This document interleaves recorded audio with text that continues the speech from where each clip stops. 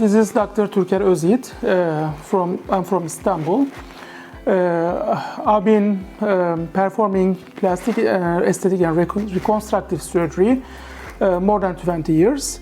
I have my own clinic in Istanbul.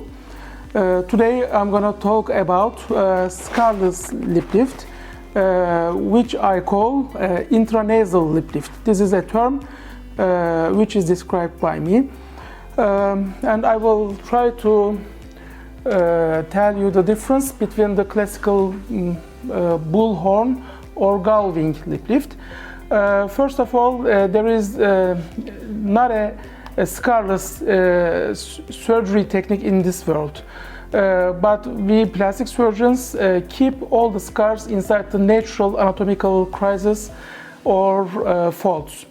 So what we do during intranasal lip lift, we keep all our scars inside the nose, between the nostrils and at the base of the nostrils. So the scar is just, which is the visible, is just at the base or between the nostrils, which is similar to rhinoplasty, open rhinoplasty technique.